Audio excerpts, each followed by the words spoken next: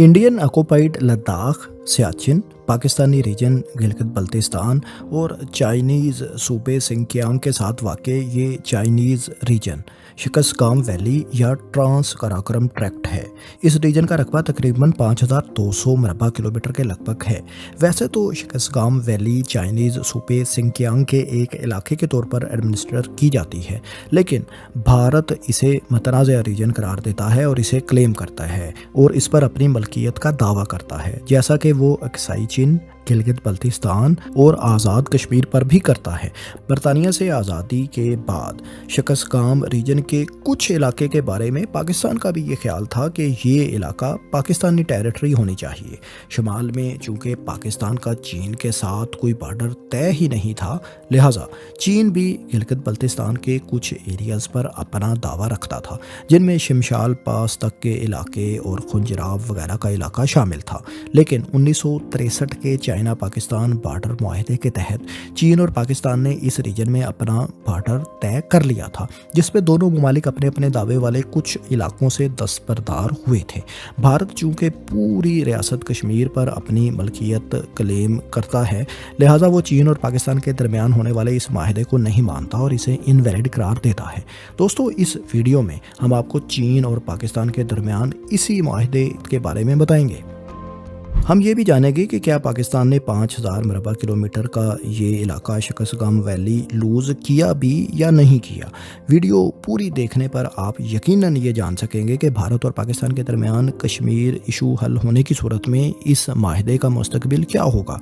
लेकिन वीडियो में आगे बढ़ने से पहले आप हमें सब्सक्राइब ज़रूर कीजिए। चीन, अफ़गानिस्तान, पाकिस्तान, भारत के दरमियान फैली रियासत कश्मीर पर इस वक्त अफ़गानिस्तान के अलावा बाकी तीनों ममालिक अपना अपना क्लेम रखते हैं। 2,22,236 मरबा किलोमीटर पर फैली रियासत जम्मू एंड कश्मीर के तकरीबन 48% रकबे पर भारत का कंट्रोल है। भारतीय कब्जे वाले इलाकों में जम्मू एंड कश्मीर, लद्दाख और सियाचिन का खिता शामिल हैं। पाकिस्तान इस रियासत का 35% हिस्सा कंट्रोल करता है, जिसमें गिलगित बल्तिस्तान और आज़ाद कश्मीर के इलाके शामिल हैं। चीन रियासत कश्मीर के तकरीबन 17% रकबे पर कंट्रोल रखता है, जिसमें अक्साई चीन और शिकस्गाम का इलाका शामिल है। हमारा मौजू तो शिकस्गाम का खिता है, लेकिन हम सबसे पहले ये जान लेते हैं कि रियासत के तारीखी तौर पर ओवरऑल बॉर्डर क्या थे, ताकि हमें शिकस्गाम के इस मौजू को अच्छी तरह समझने में आसानी रहे। दोस्तों, 1947 में आज़ादी के बाद शुमाल में रियासत कश्मीर की मलकियत मुतनाज़ा होने की वजह से पाकिस्तान, चीन और भारत के दरमियान शुमाल में कोई वाज़े सरहद या बाउंड्री नहीं थी। इसकी एक ज़ाहिरी सी वजह यह थी कि ब्रिटिश इंडिया, रियासत कश्मीर और चीन के दरमियान तारीखी तौर पर भी कोई ऐसा बॉर्डर तय नहीं था जिसे चीन और बरतानिया दोनों तस्लीम करते हों। यही वजह है कि बाज़ नक्शों में रियासत के रकबे को मौजूदा रकबे से भी ज़्यादा रकबे पर फैला हुआ दिखाया जाता है, जिसमें शिकस्गाम से शुमाल में सिंकियांग का एक बड़ा हिस्सा भी शामिल किया जाता है, जो कि इस वक्त चीन का इलाका है। जबकि दूसरी तरफ दुनिया के बाज़ मैप्स में चीन के साथ रियासत के बॉर्डर को फ्रंटियर अनडिफाइंड के नाम से भी लिखा जाता है। पाकिस्तान भी कोई वाज़े बाउंड्री न होने की वजह से आज़ादी के बाद काफ़ी अरसे तक इस खिते को फ्रंटियर अनडिफाइंड ही कहता रहा, यानी यहाँ सरहद कोई तयशुदा नहीं है। ऐसा हमें 1953 और 1962 के पाकिस्तान के ऑफिशियल पॉलिटिकल मैप्स देखने पर भी मालूम होता है, जहां इस एरिया को ओपन ही रखा गया है, यहां पर कोई बॉर्डर शो नहीं किया गया। लेकिन दोस्तों, पाकिस्तान के बरअक्स भारत ने आज़ादी के बाद ऐसा नहीं किया, बल्कि इसने वाज़े तौर पर पूरी रियासत पर चीन के साथ बॉर्डर अपने तौर पर ड्रा करके अपना पॉलिटिकल मैप जारी किया। भारतीय क्लेम भी किसी तस्लीम शुदा बाउंड्री की बुनियाद पर नहीं था, बल्कि अक्साई चीन रीजन में वो जॉनसन लाइन की बुनियाद पर क्लेम करता है, जो कराकोरम पास तक जाती है।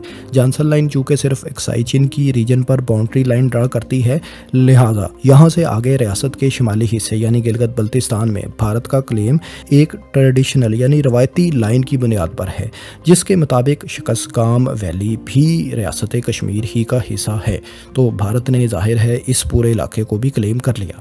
دوستو یہاں یہ یاد رہے کہ جانسن لائن بھی کوئی تسلیم شدہ بارڈر نہیں تھا، بلکہ اسے ایک British survey officer WH Johnson نے 1865 میں اکسائی چین کے سروے کے بعد ڈرا کیا تھا۔ چین اس لائن کی بنیاد پر اکسائی چین میں بھارتی کلیم کو تسلیم نہیں کرتا اور نہ ہی یہ لائن چین کو کبھی بارڈر کے طور پر پریزنٹ کی گئی۔ ظاہر ہے کوئی باقاعدہ آفیشیل تسلیم شدہ باؤنڈری یا بارڈر نہ ہونے کی وجہ سے چین 1950 کی دہائی کے آخر میں اور 1960 کی دہائی کے اوائل میں اپنے نقشوں پر ان علاقوں کو بھی کلیم کرنے لگا، جن میں شمشال پاس سے مشرق کے علاقے اور خنجراب کے قریبی ریجنز بھی شامل تھے۔ یعنی یہ وہ علاقے تھے جنہیں کسی فیوچر بارڈر سیٹلمنٹ نے پاکستان نے کلیم کرنا تھا، اور تب بھی پاکستان ان کو اپنا علاقہ سمجھتا تھا۔ چین کے کلیم کیے گئے علاقوں میں شکستگام کے علاوہ جو ریجنز تھے وہ موجودہ ضلع ہنزا میں آتے ہیں۔ کوئی طے شدہ بارڈر نہ ہونے کی وجہ سے پاکستان نے بھی 1950s کے آخر میں ایک باؤنڈری ڈرا کی، جہاں تک پاکستان کا خیال تھا کہ پاکستان کی لیجیٹیمیٹ باؤنڈری ہونی چاہیے، یعنی جہاں پہ بارڈر ہونا چاہیے۔ یہ شمال میں افغانستان کے بارڈر کے قریب سے شروع ہو کر کراکرم پاس تک جاتی ہے۔ اس لائن سے یہ واضح طور پر سمجھ آتا ہے کہ شکستگام کا اتنا زیادہ علاقہ پاکستان کلیم نہیں کر رہا تھا جہاں تک بھارت اس کو کلیم کر رہا ہے۔ یعنی شکستگام کے علاقے میں پاکستان اور بھارت دونوں کا کلیم بارڈر کے طور پر مختلف تھا، لیکن ایک مسئلہ یہ بھی تھا کہ شکستگام اور گلگت بلتستان میں پاکستان اور چائنیز کے کلیمز اوورلیپ کر رہے تھے۔ دونوں ہی بعض علاقے ایسے تھے جن کو کلیم کر رہے تھے۔ چین کے ان کلیمز اور دعووں سے پاکستانی حکومت کو پریشانی ہوئی اور 1959 میں ایوب خان کی حکومت نے چین کو بارڈر طے کرنے کے حوالے سے اپروچ کیا، لیکن اس کا کوئی مثبت رسپانس چین کی طرف سے نہ آیا۔ ظاہر ہے رسپانس نہ آنے کی ایک بڑی وجہ تھی، بھارت چونکہ پاکستان سے ایک بڑا ملک تھا اور اس کے ساتھ بھی لداخ نیفا یعنی نارتھ ایسٹ فرنٹیئر ایجنسی، جس کو بھارت اروناچل پردیش کہتا ہے، اور تبت وغیرہ میں چین کے بارڈر تنازعات چل رہے تھے، لہٰذا چائنیز حکومت پہلے بھارت کے ساتھ کوئی بارڈر سیٹلمنٹ کرنا چاہتی تھی۔ چین پہلے پاکستان کے ساتھ کشمیر میں کوئی بارڈر ایگریمنٹ کر کے بھارت کو ناراض نہیں کرنا چاہتا تھا، کیونکہ بھارت آپ جانتے ہی ہیں کہ پوری کی پوری ریاست کشمیر پر اپنا دعویٰ رکھتا ہے۔ 1960 میں نہرو اور چائنیز وزیر اعظم چون لائی کے درمیان اس سرحدی تنازع پر خط و کتابت اور ملاقاتیں ہوئیں۔ چون لائی چاہتے تھے کہ فیکٹس آن گراؤنڈ کی بنیاد پر دونوں فریق کچھ تو اور کچھ لوگوں کی بنیاد پر بارڈر تنازع کو حل کر لیں، یعنی ان کا اشارہ اس طرف تھا کہ بھارت لداخ کی سائڈ پر اکسائی چین کے علاقے سے دستبردار ہو جائے اور چین نیفا یعنی اروناچل پردیش جو کہ جنوبی تبت ہے اس سے دستبردار ہو جاتا ہے، لیکن نہرو اس پر رضامند نہیں تھے۔ حالانکہ بھارت کے پاس چین کے ساتھ تعلقات کو بہتر کرنے کے لیے یہ ایک اچھا موقع تھا۔ نہرو اس بات پر بضد تھے کہ مشرق کی طرف یعنی اروناچل پردیش میں تو مکموہن لائن ہی باقاعدہ بارڈر ہے اور لداخ کی سائڈ پر بھی بھارتی دعوے کے مطابق ہی بارڈر کو تسلیم کیا جائے۔ اپنی سوانح عمری فرینڈز ناٹ ماسٹرز میں ایوب خان لکھتے ہیں کہ جولائی 1961 میں ان کی ملاقات چائنیز ایمبیسڈر سے ہوئی۔ وہ پاکستان سے پیپلز ریپبلک آف چائنا کو اقوام متحدہ میں نشست دلوانے کی حمایت مانگ رہے تھے، کیونکہ اس وقت یہ معاملہ بھی کافی اہمیت اختیار کر چکا تھا۔ یاد رہے کہ تب ریپبلک آف چائنا یعنی تائیوان یونائٹڈ نیشن کا ممبر تھا اور ون چائنا اصول کے مطابق اسے ہی اصل چین یونائٹڈ نیشن میں سمجھا جاتا تھا۔ ایوب خان کے مطابق ان کا ذاتی خیال تھا کہ پیپلز ریپبلک آف چائنا یعنی مین لینڈ چائنا یعنی اصل چین جو آج ہے کو یہ سیٹ ملنی چاہیے۔ وہ اس کے بھرپور حامی بھی تھے، مگر ساتھ ہی انہوں نے چائنیز ایمبیسڈر کو تجویز دی کہ پاکستان اور چین کو اپنا غیر متعین بارڈر بھی سیٹل کر لینا چاہیے۔ اس پر چائنیز سفیر نے کہا کہ بارڈر سیٹلمنٹ ایک انتہائی پیچیدہ معاملہ ہے۔ ایوب خان نے جواب دیا کہ اگر بارڈر سیٹلمنٹ پیچیدہ معاملہ ہے تو چین کی اقوام متحدہ میں شمولیت بھی تو پیچیدہ معاملہ ہی ہے، اور واقعی معاملہ تھا بھی ایسا ہی۔ تاہم ایوب خان نے چائنیز ایمبیسڈر کو وضاحت دی کہ ان دونوں معاملات کو ان کی اہمیت اور میرٹ پر دیکھنا چاہیے، نہ کہ محض پیچیدگی کی بنیاد پر۔ ساتھ ہی انہوں نے چائنیز ایمبیسڈر کو یہ بھی باور کروایا کہ پاکستان چین کو خوش کرنے کے لیے حمایت نہیں کر رہا، بلکہ پاکستان حقیقتاً یہ سمجھتا ہے کہ یہ پیپلز ریپبلک آف چائنا ہی کا حق ہے کہ اس کو یونائٹڈ نیشن میں چائنا کی نمائندگی ملے۔ ایوب خان کے مطابق بارڈر سیٹلمنٹ کے سوال پر انہیں چائنیز ایمبیسڈر کا جواب حیران کن لگا، مگر मगर उन्हें ये तासर भी मिला कि वो चीन को यूनाइटेड नेशन में सीट दिलाने के हवाले से उनके मौक़िफ़ से मुतासिर भी है। इसके बाद बॉर्डर सेटलमेंट का ये मामला उस वक्त के पाकिस्तानी वज़ीर ख़ारजा मंजूर कादर ने संभाल लिया। उन्होंने चाइनीज़ एम्बेसडर से दरियाफ्त किया कि क्या चीन कश्मीर की मुतनाज़ हैसियत की वजह से बॉर्डर पाकिस्तान से तय नहीं करना चाहता। इस पर वज़ीर ख़ारजा को ये तासुर मिला कि चीन दरअसल भारत से ताल्लुकात ख़राब नहीं करना चाहता।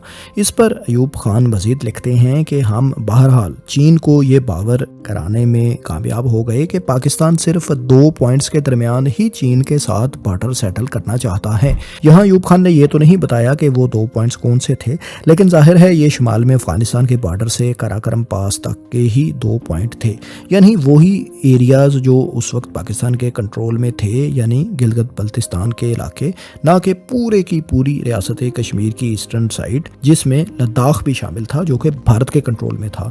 और आज भी भारत और चीन के दरमियान लद्दाख में बॉर्डर मुतनाज़ ही है।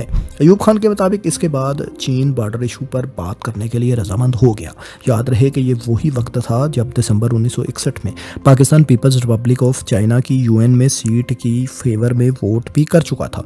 अक्टूबर 1962 में दोनों ममालिक के दरमियान बातचीत का आगाज़ हुआ और बिलाखिर मार्च 1963 में चाइनीज़ वज़ीर ख़ारजा चैन यी और पाकिस्तानी वज़ीर ख़ारजा ज़ुल्फ़िकार अली भुट्टो के दरमियान बॉर्डर एग्रीमेंट साइन हो गया। दोस्तों, इस माहिदे के आर्टिकल 2 के मुताबिक पाकिस्तान और चीन का बॉर्डर शुमाल में 5630 मीटर बुलंद एक चोटी से शुरू होकर खुंजराब पास तक पहुंचता है।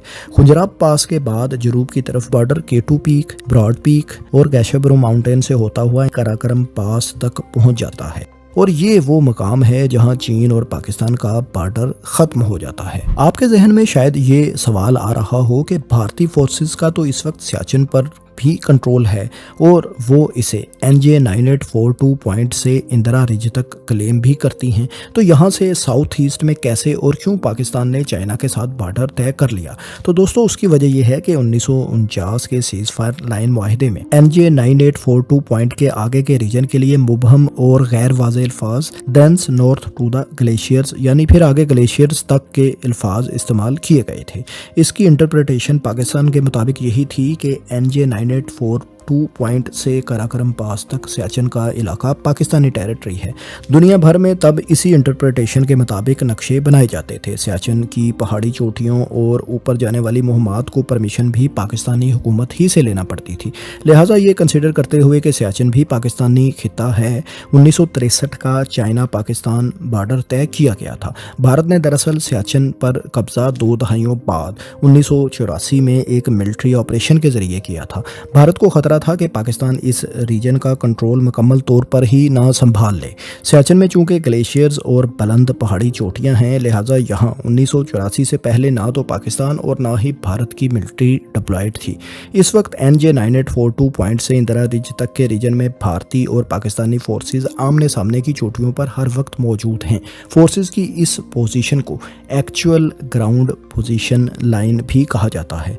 अब आप समझ गए होंगे कि भारत ने सियाचिन पर कब्जा बाद में किया, जबकि चीन और पाकिस्तान के दरमियान बॉर्डर माहिदा इससे पहले तय पा चुका था। अब हम वापस चीन पाकिस्तान बॉर्डर माहिदे की तरफ आते हैं। इस एग्रीमेंट के तहत पाकिस्तान का जो ख्याल था कि एक्चुअल कंट्रोल लाइन जो चीन और पाकिस्तान के दरमियान होनी चाहिए, तो उसके मुताबिक पाकिस्तान ने कुछ गेन तो नहीं किया, लेकिन कुछ ज़्यादा गंवाया भी नहीं। गिलगित बल्तिस्तान की तरफ जिन इलाकों से चीन दस्तबरदार हुआ, यानी शमशाल और खुंजराब वगैरह के ज़िला हुंजा के इलाके, वो 2000 स्क्वायर किलोमीटर के लगभग एरिया बनता है। जबकि शिकस्तगाम में जिस टेरिटरी से पाकिस्तान चीन के हक में दस्तबरदार हुआ, हमारी तहकीक के मुताबिक वो रकबा भी 2000 मरबा किलोमीटर के आसपास ही बनता है। यानी कहा जा सकता है कि तकरीबन एक जितने इलाकों पर दोनों ममालिक अपने अपने क्लेम से दस्तबरदार हुए और पुरअमन तरीके से अपना बॉर्डर तय कर लिया। लेकिन शिकस्तगाम वैली में जहां तक नेहरू के दौर में ड्रा की गई लाइन के मुताबिक भारत अपना बॉर्डर क्लेम करता है और जहां इस वक्त यानी अभी चीन और पाकिस्तान का मौजूदा बॉर्डर है, इसको कंसीडर करें तो तकरीबन 5200 स्क्वायर किलोमीटर रकबा पाकिस्तान ने लूज़ किया। لیکن 2000 اسکوائر کلومیٹر کے قریب ایریا گلگت بلتستان کی سائڈ پر پاکستان نے گین بھی کیا ہے اس بارڈر کے مطابق۔ دوستو ایک اور نقطہ نظر کے مطابق پاکستان کے موجودہ بارڈر کو اگر دیکھیں تو یہ تقریباً میکڈونلڈ لائن کو ہی فالو کرتا ہے۔ اب آپ سوچیں گے کہ یہ میکڈونلڈ لائن آخر کہاں سے آ گئی؟ تو دوستو یہ لائن بھی 1899 میں برطانیہ نے چین کے ساتھ بارڈر طے کرنے کے لیے پرپوز کی تھی۔ چین نے اس پرپوزڈ لائن پر کوئی رسپانس نہیں دیا تھا۔ 1905 میں اس لائن میں کچھ امینڈمنٹس بھی کی گئی تھیں، جس کے مطابق لائن میں شمشال پاس سے ایسٹ کے کچھ علاقے بھی ریاست کشمیر میں شامل کیے گئے تھے، جو پہلے یعنی 1899 کی لائن میں چائنیز ٹیریٹری کنسیڈر کیے گئے تھے۔ چونکہ چین نے اس پر کوئی رسپانس نہیں دیا تھا، لہٰذا اس لائن کو فائنل نہیں سمجھا جا سکتا تھا۔ لیکن لائن کی تاریخی حیثیت کے علاوہ آپ کے دلچسپی اور معلومات کے لیے ہم آپ کو بتائے دیتے ہیں کہ موجودہ بارڈر پاکستانی سائٹ پر گلگت بلتستان کی طرف کم و بیش میکڈونلڈ لائن کو فالو کرتا ہے، لہٰذا یہ کہا جا سکتا ہے کہ میکڈونلڈ لائن کے مطابق پاکستان نے تو کچھ بھی لوز نہیں کیا، بلکہ چین کو اپنے دعویٰ کیے گئے علاقے سے دستبردار ہونا پڑا ہے۔ یوں تقریباً 2000 مربع کلومیٹر کا رقبہ پاکستان نے اگر ہم میکڈونلڈ لائن کو کنسیڈر کریں تو گین ہی کیا ہے، لوز نہیں کیا۔ دوستو کشمیر ریاست میں چین کے ساتھ برٹش انڈین حکومت نے کوئی باؤنڈری سرے سے کبھی طے ہی نہیں کی تھی، لہٰذا اس ساری بحث کا ایک اینگل یہ بھی ہو سکتا ہے کہ نہ تو پاکستان نے کچھ لوز کیا، نہ ہی چین نے kچھ گین کیا، بلکہ دونوں ممالک نے کشمیر کے ایک حصے میں اپنا بارڈر آپس میں طے کر لیا، جو کہ پہلے طے شدہ نہیں تھا۔ یاد رہے کہ ساؤتھ میں یعنی لداخ کی سائڈ پر ابھی بھی یہ بارڈر انڈیفائنڈ ہی ہے۔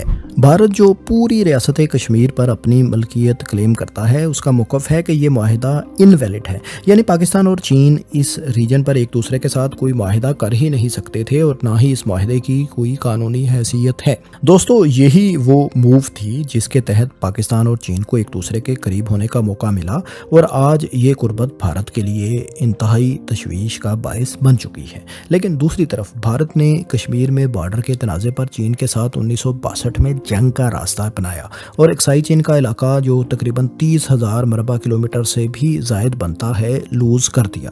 اس طرح دونوں ممالک کے درمیان پہلے سے چلتی آ رہی تفریق مزید بڑھ گئی۔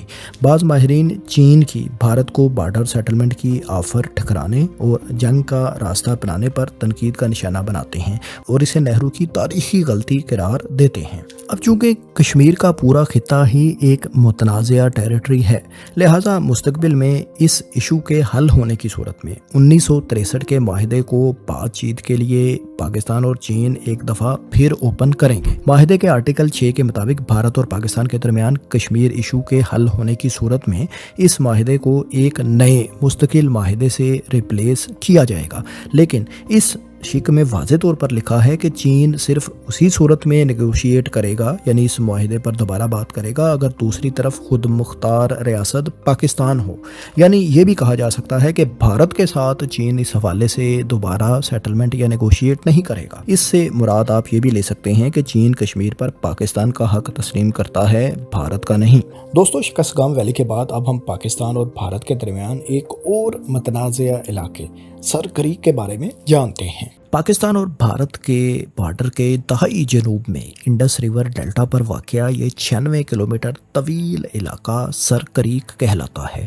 یہ ایک ٹائیڈل ایسچوئری ہے، یعنی دریا کا وہ کم گہرائی والا حصہ جہاں عام طور پر دریا مختلف شاخوں میں بٹ جاتا ہے اور دریا کا پانی سمندر سے جا ملتا ہے، لیکن جب سمندر میں ہائی ٹائیڈ یا مد و جزر ہوتا ہے تو سمندر کا پانی ان ایسچوئریز کے ذریعے الٹا دریا کی طرف بھی بہنے لگتا ہے۔ یہ سلسلہ اس طرح چلتا رہتا ہے۔ سر کریک کا مقامی نام بن گنگا ہوا کرتا تھا، لیکن 20ویں صدی کے اوائل میں ایک برٹش آفیسر کے نام پر اس علاقے کا نام تبدیل کر کے موجودہ نام رکھ دیا گیا۔ بظاہر تو اس پورے دلدلی علاقے میں سر کریک کی کوئی خاص اہمیت نہیں، لیکن یہ علاقہ بھارت اور پاکستان کے درمیان متنازع ہے۔ سر کریک تنازع کو عام طور پر اتنی اہمیت نہیں دی جاتی اور بہت سے لوگوں کو تو شاید اس کے بارے میں معلوم بھی نہیں ہوگا، लेकिन इससे मुल्हिका रीजन रन ऑफ कच्छ में पाकिस्तान और भारत के दरमियान 1965 में एक मुख्तसर जंग भी हो चुकी है। 96 किलोमीटर तवील सरक्रीक में पाकिस्तानी दावे के मुताबिक पाकिस्तान का बॉर्डर क्रीक के ईस्ट में वाक़या है, यानी इस एस्चुएरी या खाड़ी पर पाकिस्तान का मुकम्मल हक बनता है। लेकिन भारत पाकिस्तानी क्लेम को मुस्तरद करता है और भारत के मुताबिक यहाँ पाकिस्तान और भारत का बॉर्डर एन दरमियानी लाइन को फॉलो करता है। यूँ पाकिस्तान और भारत के क्लेम्स इस खिते में ओवरलैप करते हैं। कारगिल जंग के बाकायदा खात्मे को भी एक माह भी नहीं गुजरा था कि 10 अगस्त 1999 को यहाँ एक अफसोसनाक वाक़या पेश आया। इस इंसिडेंट में भारत के MiG-21 फाइटर जेट ने पाकिस्तान नेवी के एक मैरीटाइम पेट्रोल एयरक्राफ्ट को निशाना बनाया, जो सरक्रीक के करीब पाकिस्तानी फ़ज़ाई हदूद में ही परवाज़ कर रहा था। इस अफसोसनाक वाक़े में पाकिस्तान नेवी के 16 एहलकार शहीद हो गए थे। दोस्तों, अब सवाल ये पैदा होते हैं कि ये रीजन आखिर मुतनाज़ा क्यों है? आखिर इस इलाके की क्या अहमियत है? क्या पाकिस्तान और भारत ने इस मसले के हल के लिए कभी कोई संजीदा कोशिश भी की या नहीं? सबसे पहले हम बुनियादी सवाल की जानिब चलते हैं और जानते हैं कि ये रीजन मुतनाज़े क्यों है। तो दोस्तों, इस तनाज़े का आगाज़ भी 1947 की तकसीम के साथ ही हो गया था। दरअसल रेड क्लिफ लाइन के मुताबिक दो ही सूबों यानी पंजाब और बंगाल को बाकायदा दो मुल्कों पाकिस्तान और भारत के दरमियान तकसीम किया गया था, जबकि बकिया सूबे या स्टेट्स जो बॉर्डर रीजन पर थे उनके तारीखी बॉर्डर्स की बुनियाद पर ही वो पाकिस्तान या भारत के हिस्से में पूरे के पूरे आए।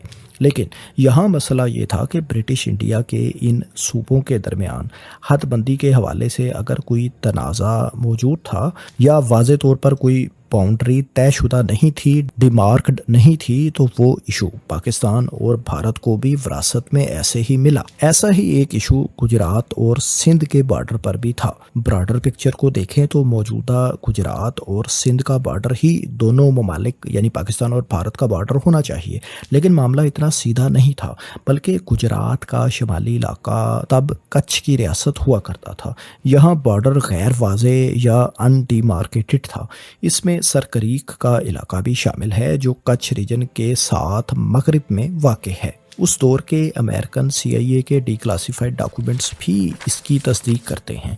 आप देख सकते हैं कि पाकिस्तान जो तब वेस्ट पाकिस्तान था, इसका इंडियन पंजाब और राजस्थान के साथ तो पूरे का पूरा डिमार्केटेड बॉर्डर है, जबकि गुजरात के साथ ज़्यादातर बॉर्डर अनडिमार्केटेड है, गैर वाज़े है, तयशुदा नहीं है। जाहिर है ऐसे में फिर इंटरप्रिटेशन यानी बॉर्डर की तशरीह का मसला पैदा हो सकता था और ऐसा हुआ भी। यहाँ पाकिस्तान की इंटरप्रिटेशन के मुताबिक सिंध का जनूबी बॉर्डर रन ऑफ कच्छ में 24th पैरेलल लाइन पर होना चाहिए था।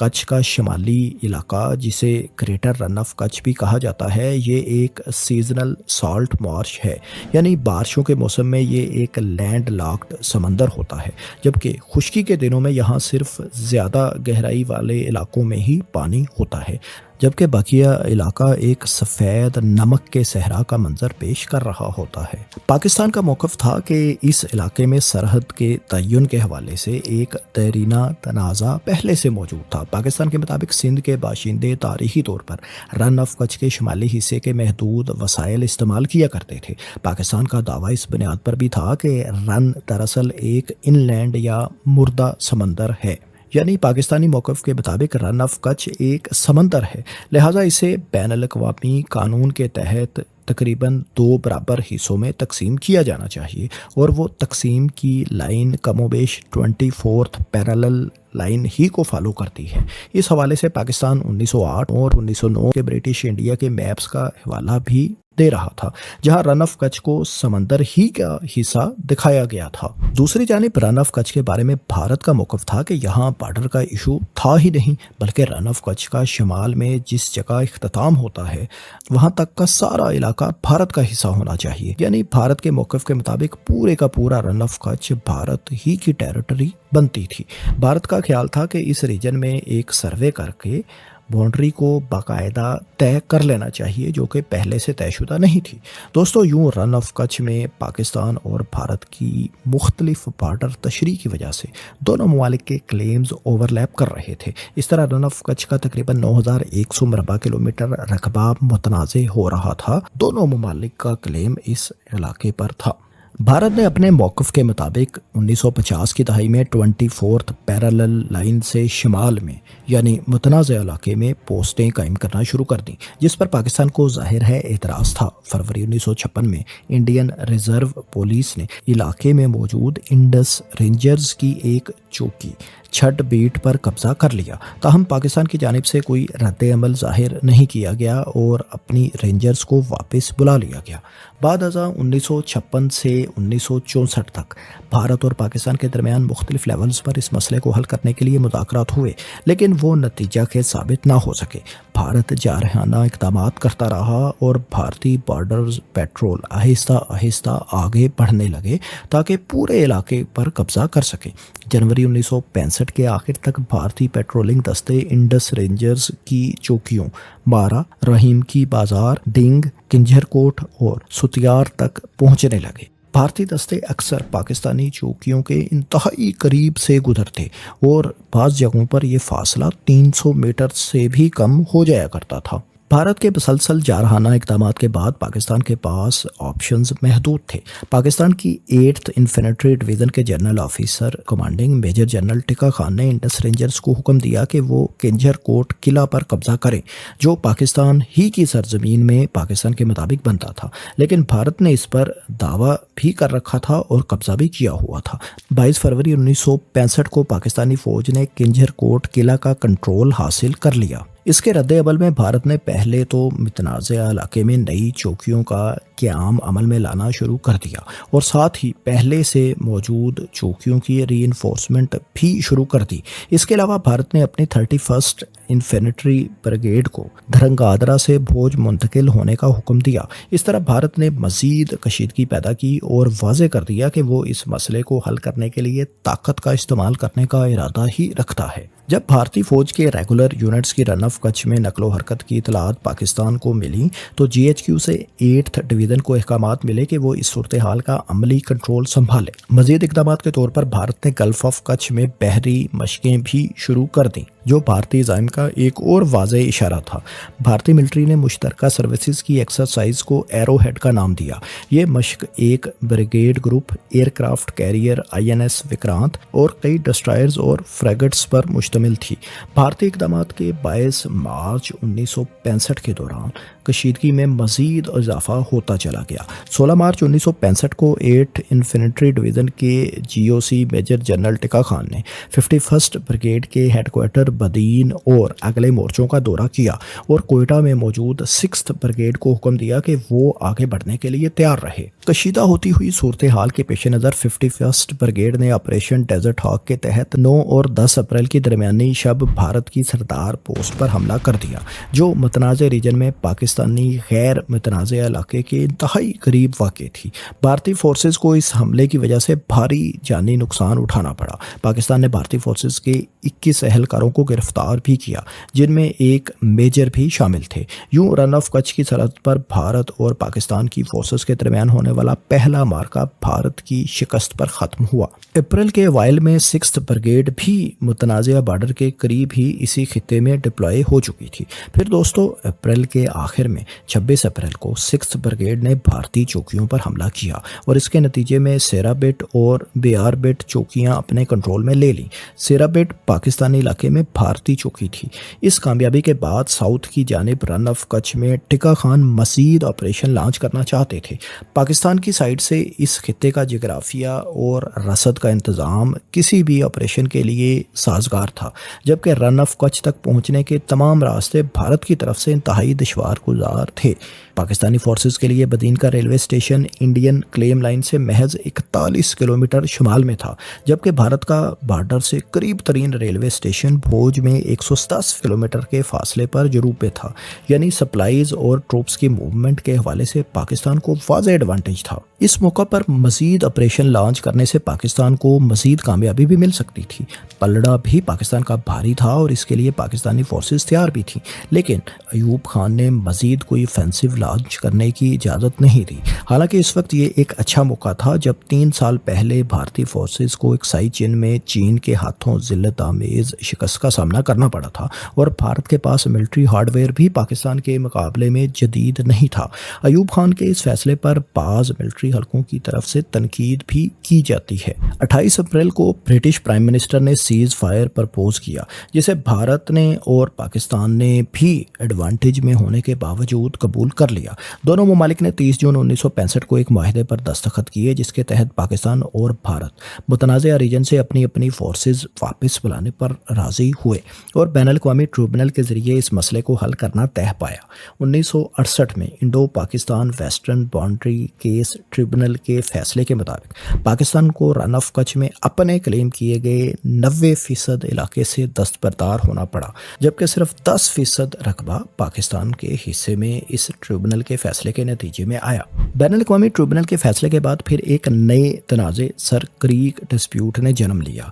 ट्रिब्यूनल अवार्ड के मुताबिक रन ऑफ कच्छ के एरिया में इसके वेस्टर्न टर्मिनस से सर क्रीक के हेड तक बॉर्डर 24th पैरेलल ही को करार दिया गया, लेकिन सर क्रीक के मामले को आउट ऑफ कंसिडरेशन छोड़ दिया गया। इसे नज़रअंदाज करने की एक वजह यह भी हो सकती थी कि इसके बाइस समंदर में मैरीटाइम बाउंड्रीज यानी समंदरी हदूद का मसला भी पैदा हो सकता था। लिहाजा ट्रिब्यूनल के दायरा कार को सिर्फ ज़मीनी इलाके तक बॉर्डर तय करने तक ही महदूद रखा और सर क्रीक के मामले को, जिसके साथ मैरीटाइम बाउंड्री भी एसोसिएटेड थी, यूं ही छोड़ दिया गया। इस तरह साउथ में पाकिस्तान और भारत के दरमियान ज़्यादातर बॉर्डर तनाज़ा तो हल हो गया, लेकिन एक ऐसा इशू बच गया जिसे मुस्तकबिल में मज़ीद मसाइल का बायस बनना था। दोस्तों, सर क्रीक और इससे मुल्हिका रीजन ब्रिटिश दौर में भी सिंध डिवीज़न और कच्छ रियासत के दरमियान मुतनाज़ था। 1908 में जब ये तनाज़ा पैदा हुआ तो ये पूरा इलाका बॉम्बे प्रेसिडेंसी के मातहत था। इस इशू को हल करने के लिए बॉम्बे प्रेसिडेंसी की गवर्नमेंट ने 1911 में एक सर्वे कंडक्ट किया और 1914 में एक डिस्प्यूट रेजोल्यूशन वर्डिक्ट जारी किया।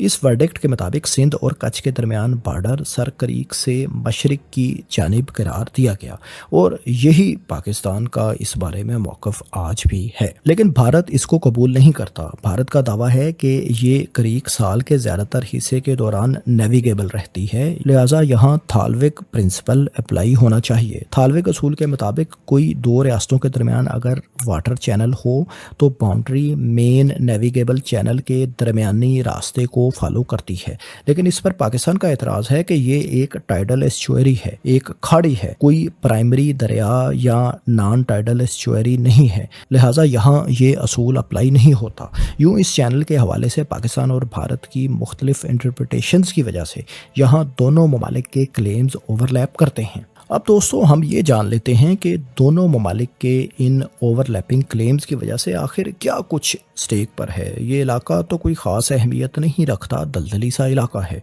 तो दोस्तों, इस हवाले से ये जान लें कि सर क्रीक पर overlapping claims exclusive economic zone में भारत और पाकिस्तान की मैरीटाइम बाउंड्री मतनाज़ा बना देते हैं। एक्सक्लूसिव इकनॉमिक जोन समंदर का वो हिस्सा होता है जो किसी मुल्क के साहिल से 200 नॉटिकल मील यानी 370 किलोमीटर तक समंदर में फैला होता है।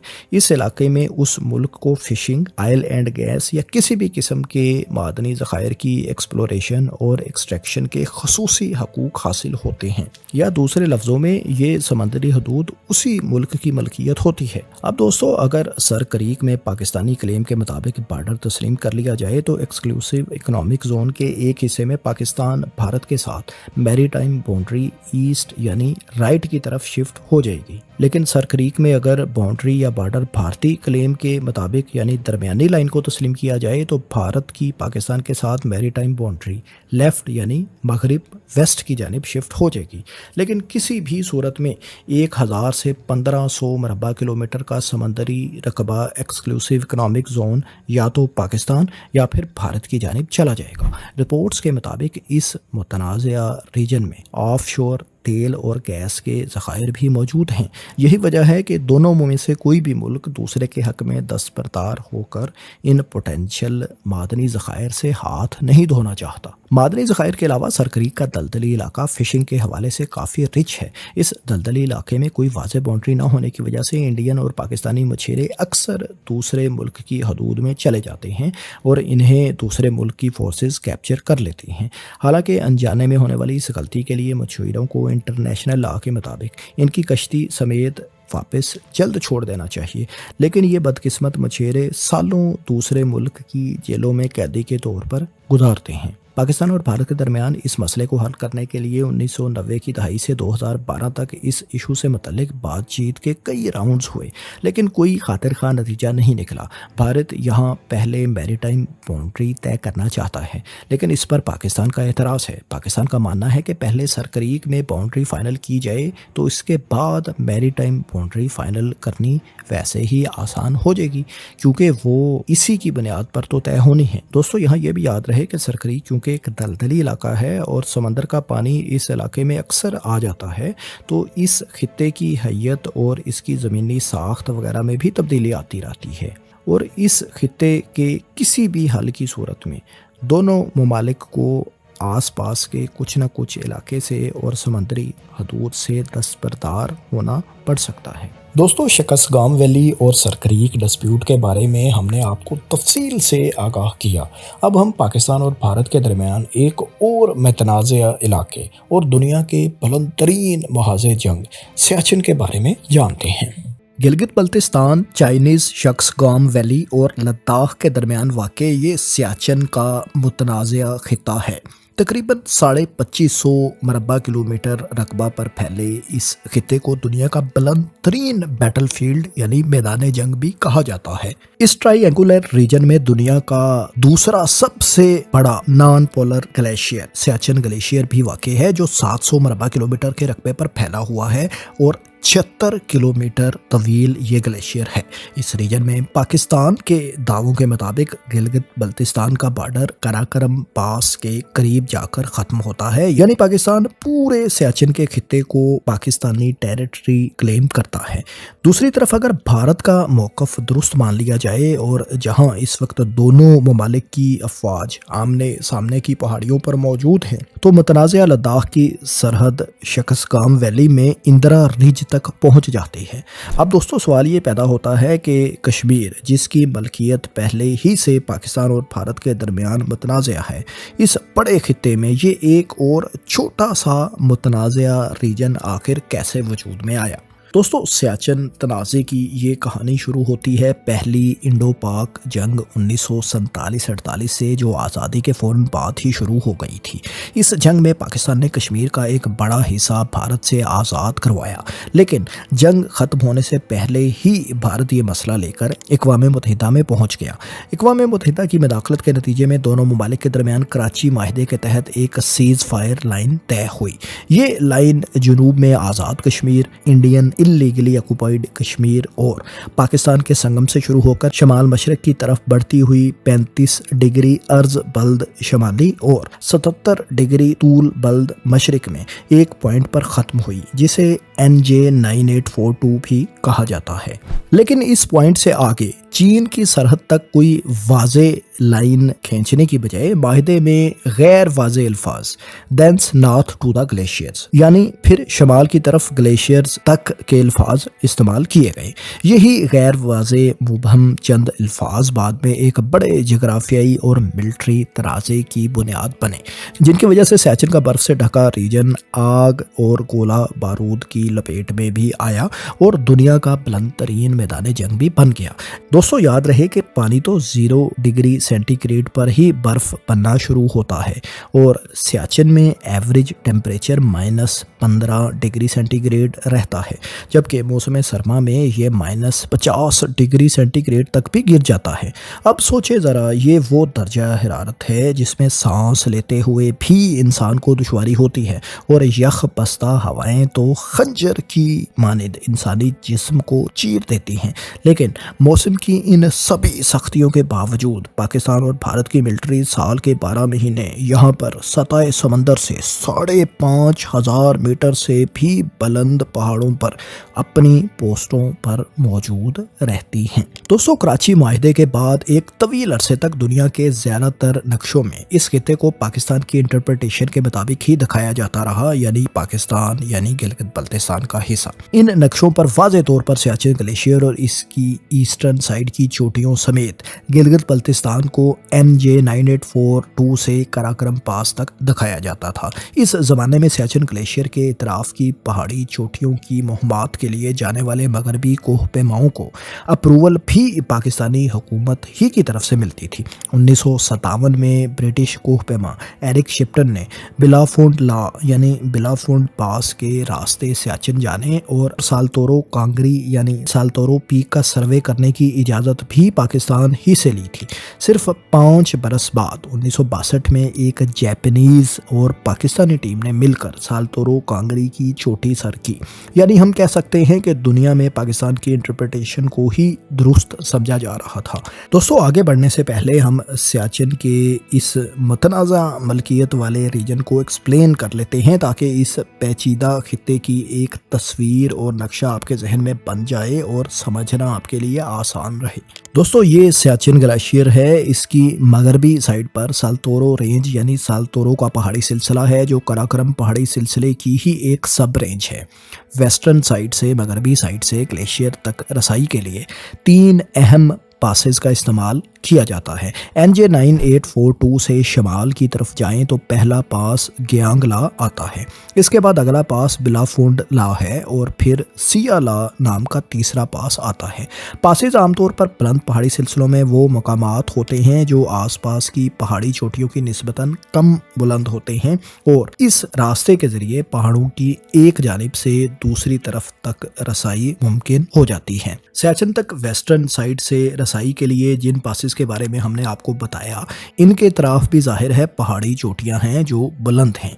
सालतोरो कांगरी 1, सालतोरो कांगरी 2, घेंट कांगरी, शेरपी कांगरी, चुमिक कांगरी, ग्यांग कांगरी। आप मैप पर इन सभी चोटियों या पहाड़ों की हाइट्स देख सकते हैं। ये पासेस के मुकाबले में बहुत ज़्यादा बुलंद हैं। बिल्कुल ऐसे ही सियाचिन ग्लेशियर की मशरकी साइड पर भी पहाड़ी चोटियां हैं, लेकिन मगरबी साइड की निस्बत ये कम बुलंद हैं। सियाचिन ग्लेशियर की वेस्टर्न यानी मगरबी साइड चूँकि ज़्यादा अहमियत की हामिल है और यहीं पर दोनों ममालिक की मिलिट्रीज़ भी एक दूसरे के आमने सामने मौजूद हैं, लिहाजा हमारा ज़्यादातर फोकस भी इसी खित्ते पर रहेगा। पाकिस्तान के गोमा ग्यारी बेस कैंप वगैरह भी इसी तरफ यानी सियाचिन एरिया के मगरब की जानिब वाक़ हैं। अब हम वापस अपने टॉपिक की जानिब आते हैं। दोस्तों, 70s के आखिर तक पाकिस्तान या भारत में से किसी भी मुल्क की मुस्तकिल मौजूदगी सियाचिन के रीजन में नहीं थी, लेकिन भारत को जब दुनिया भर के मैप्स के बारे में और पाकिस्तान की तरफ से होने वाली मुहिम्मात के बारे में इल्म हुआ तो इसका खदशा बढ़ गया कि पाकिस्तान कहीं इस रीजन पर मुकम्मल तौर पर कंट्रोल ही हासिल न कर ले। कराची मुआहदे की मुबहिम यानी गैर वाज़े वर्डिंग भी भारत के पेश नज़र थी। इसके अलावा 1972 के शिमला मुआहदा में भी सीज़ फायर लाइन को मामूली रद्दोबदल के साथ लाइन ऑफ कंट्रोल का नाम दे दिया गया था और ये भी पॉइंट NJ 9842 पर ही इख्तिताम पजीर हुई थी। लिहाजा भारत के पास एक जवाज़, एक लूप होल तो बहरहाल इस रीजन को क्लेम करने के लिए और यहाँ अपनी मुहिम्मात भेजने के लिए मौजूद ज़रूर था। इस तरह भारतीय फौज के हाई आल्टीट्यूड वारफेयर स्कूल के कमांडिंग अफसर कर्नल नरिंदर कुमार ने सियाचिन के बुलंदो बाला यख बस्ता इलाके में एक मुहिम का आगाज़ किया, जो भारत की जानिब से इस खित्ते को क्लेम करने का एक जवाबी कदम था। 1978 में इस मुहिम का आगाज़ हुआ। इसकी खबरें और तस्वीर भी शाया की गई। यूँ दोस्तों, फिर इस खित्ते में भारत और पाकिस्तान की कशमकश का बाकायदा तौर पर आगाज़ शुरू हो गया। पाकिस्तान को जब भारतीय मुहिम का इल्म हुआ तो पाकिस्तान में भी ये खदशा पैदा होने लगा कि भारत कहीं इस खित्ते पर कब्जा ही ना कर ले। लिहाजा पाकिस्तान ने भारत से पहले यहाँ अपनी मिलिट्री प्रेजेंस कायम करने का मंसूबा बनाया। इस प्लान के तहत पाकिस्तान ने खसूसी आइस गेयर यानी बर्फानी लिबास वगैरह जो बर्फानी इलाकों में जाने के लिए इस्तेमाल होता है वो लंदन की एक कंपनी को ऑर्डर किया। इत्तेफाक से यही कंपनी भारतीय मिलिट्री को भी ऐसा सामान फराहम कर रही थी। भारतीय फौज को जब पाकिस्तान के ऑर्डर की इत्तला मिली तो इसने पाकिस्तान से ज़्यादा तादाद में ऑर्डर प्लेस कर दिया और किसी तरीके से अपना ऑर्डर पहले वसूल भी कर लिया। यूं भारत को पाकिस्तान की इस गलती से फ़ायदा उठाने का मौका मिल गया और भारत ने पहल करते हुए अप्रैल 1984 में ऑपरेशन मखरूट लॉन्च किया और सियाचिन ग्लेशियर समेत मगरबी साइड में साल्तोरो माउंटेन रेंज पर 3 में से 2 अहम पासेस सियाला और बिलाफोंड ला का कंट्रोल भी हासिल कर लिया। पाकिस्तान से पहले अपना ऑपरेशन लॉन्च करके भारत ने न सिर्फ पासिस का कंट्रोल हासिल कर लिया बल्कि साल्तोरो रेंज में उन पासिस के गिर्द पहाड़ियों पर पाकिस्तान से ऊंची पोजीशन पर कमांडिंग पोस्टें भी कायम कर लीं। पाकिस्तान ने इसके जवाब में जवाबी ऑपरेशन तो लॉन्च किया लेकिन जाहिर है फर्स्ट मूव का जो एडवांटेज भारत हासिल कर चुका था उसका तोड़ करना अब इंतहाई मुश्किल था। इसके बाद भारत और पाकिस्तानी मिलिट्री के दरमियान पासिस के गिर्द पहाड़ियों पर ज़्यादा ऊंची पोजीशन पर कंट्रोल हासिल करने के लिए ना ख़त्म होने वाली झड़पों का आगाज़ हो गया। बाद की कार्रवाइयों में पाकिस्तानी फोर्सेस को बिलाफोंड ला पर नज़र रखने के लिए एक पोस्ट कायम करने का मौका भी मिला जिसे कायद पोस्ट का नाम दिया गया था, लेकिन बाद में ये पोस्ट भी पाकिस्तानी फोर्सेस के हाथ से निकल गई और भारत ने इस पोस्ट का नाम बाना पोस्ट रखा। 1989 में भारत ने जनूब की तरफ यानी NJ 9842 पॉइंट के करीब तीसरे अहम पास गयांगला का कंट्रोल भी हासिल कर लिया था। यूँ दोस्तों इस वक्त पोजीशन कुछ यूँ है कि सियाचिन ग्लेशियर और इसकी मगरबी साइड पर वाक़या तीनों अहम पासेस सियाला, बिलाफोंड ला और गयांगला पर भारत का कंट्रोल है जिनके जरिए पाकिस्तानी साइड से सियाचिन ग्लेशियर को एक्सेस किया जा सकता था। इन पासेस के इतराफ इंडियन मिलिट्री की पोस्टें भी पाकिस्तान से निस्बतन ज़्यादा बुलंदी पर वाक़ हैं जबकि पाकिस्तानी मिलिट्री कम बुलंदी पर भारत के मद्दे मुकाबिल अपोजिट साइड की पहाड़ियों पर पोस्टें संभाले हुए है। पाकिस्तानी फ़ौज ग्यारी, शेरपी पहाड़ी और बाल्तोरो की पहाड़ियों पर यहाँ से भी कुछ आगे यानी भारतीय पोजीशंस के करीब मौजूद हैं। दोस्तों ये रीजन क्योंकि गैर आबाद है, बर्फानी इलाका है, यहाँ पहाड़ियों पर मिलिट्री पोजीशंस तब्दील होती रहती हैं, लिहाजा बिल्कुल पिन पॉइंट करके एग्जैक्टली लोकेट करना और बताना कि कहाँ पर पाकिस्तान की पोस्ट है और कहाँ पर भारत की या कितना एरिया किसके पास है, ये बताना एक इंतहाई मुश्किल काम है। 80 और 90 की दहाई में पाकिस्तान और भारत के दरमियान इस खित्ते पर एक दूसरे से मिलिट्री पोस्टें छीनने के लिए झड़पें होती रहीं, लेकिन 2003 के बाद से दोनों ममालिक ने इस इलाके में सीज़ फायर का ऐलान कर रखा है। NJ 9842 से शमाल में शिकस्तगाम वैली तक जहां इस वक्त पाकिस्तानी और भारतीय फ़ौज एक दूसरे के आमने सामने बैठी हैं, इसे AGPL यानी एक्चुअल ग्राउंड पोजीशन लाइन कहा जाता है। भारत अपना बॉर्डर AGPL तक क्लेम करता है जहां तक उसकी फोर्सेस मौजूद हैं, जबकि पाकिस्तान का क्लेम है कि पॉइंट NJ 9842 से कराकरम पास तक सारा खिताब पाकिस्तान की मुल्कियत है। अगर सियाचिन का ये मुतनाज़ा रीजन गिलगित बल्तिस्तान यानी पाकिस्तान का हिस्सा हो तो पाकिस्तान की सरहद अक्साई चीन के करीब चीन की सरहद तक जा पहुंचती है। इस सूरत में पाकिस्तान और चीन दोनों इत्तेहादियों को अहम स्ट्रेटेजिक फ़ायदा हासिल हो सकता है। यहाँ से ये दोनों ममालिक लद्दाख के इलाके में भारत के दफाई इंफ्रास्ट्रक्चर और सरगर्मियों पर इंतहाई करीब से और मौसर अंदाज में मुश्तरका तौर पर नज़र रख सकते हैं। दरअसल सियाचिन ग्लेशियर के मशरकी जानिब बुलंदोबाला पहाड़ी चोटियाँ वाक़ हैं जो बकिया लद्दाख के इलाके की निस्बत ज़्यादा ऊंचाई पर वाक़ हैं।